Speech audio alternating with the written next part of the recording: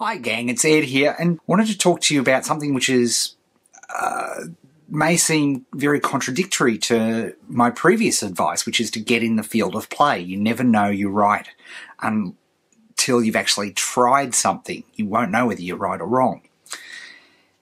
I've got to tell you, when I'm coaching people one-on-one, one of the big things that I constantly see is if a bit more planning had been done prior to starting, then they would have saved themselves a heck of a lot of trouble. Now, hang on, Ed, I hear you say that is a total contradiction. It's actually not. Here's what I mean by the planning. You need to have structured, processed planning. In other words, you need to plan to a deadline. You need to say, we are going to move forward in a market in the next week, and here are all the things we need to, and you need a process for that, right? A planning process, so that you're not, because most people think of planning is just sitting in front of the computer and, you know, they feel if they're in front of the computer, they're doing research, looking at websites, checking their favorite feeds, listening to podcasts. I'm doing research. That's not what I'm talking about here. I'm talking about planning. I'm talking about answering very specific questions in your marketplace. You know, classic stuff which people just don't think of. Like, who are the top 20 influencers in your market? You have to be one of those 20 influencers, and fortunately for you, there's a formula for that. But if you don't even know who the 20 influencers are, how are you possibly going to become one yourself? And then, once you've identified them, what about how are they making money? What do they do on their homepage? What topics are they talking about? Are there forums in that market? What are the key topics in that market? What are the key conversations that are going on in that market right now? If you attack your planning in a very structured way, then you can do the planning and have a plan of attack going forward into your marketplace. So when you enter the field, you do so with your eyes wide open. Now, here's the problem. A lot of people think, well, okay, I'm doing the planning, and this happened in the challenge a lot, right? I'm doing the planning, but I don't feel like I've got enough ticks to go forward. And that's what makes the challenge so good, in the sense that you should do the process, follow, particularly that first week when we talk about planning, and you should follow that process, but at the end, commit yourself to a decision to move forward. Does that make sense?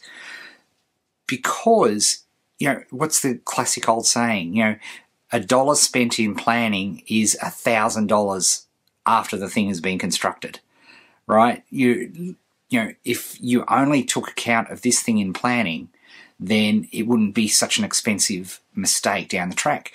You see, the great thing about what we do is everything's knowable. You know, people say, oh, getting into business is risky. Not really. If you look at all the factors in your marketplace, you know all the business models, right? And unfortunately, a lot of people don't know the business models. They don't know how somebody's getting their money, how they're making their money. They don't go on the mailing list so that they see what happens and see how do they market to you? How do they sell? How are they giving information? How are they serving their market? All of these things, right, are knowable before you start in a particular market. And the cool thing is, in the challenge this year, we're really going to focus on this. And this is not technology, I might add. This is pen and paper stuff. Okay, this is planning. But planning is very specific. It's not daydreaming in front of your computer, as I said before. You really need to understand what's going on around you. You need to put your periscope up and have a look around. How are they? Where are they advertising? Where is my audience? What are they interested in? The great thing is this is all knowable, and you can know that, right? So I'd love to hear from you in the comments below about times where you've discovered, once you're neck deep in something, that if you'd only done that bit of research beforehand, it would have saved you a hell of a lot of time. So this is what I'm saying. It's a balancing act, okay? It doesn't give you an excuse never to enter the field of play, because then you're just, you know, researching all over yourself. It's that you can't do that.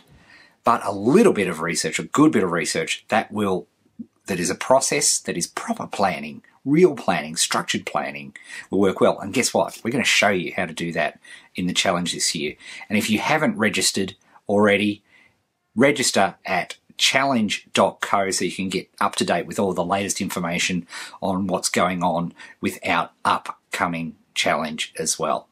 All right, folks, with that, thanks very much. Oh, by the way, if you're not watching this video at eddale.co, then you miss out on all the comments and you miss out on all that. That's where all the action, that's where all the community is.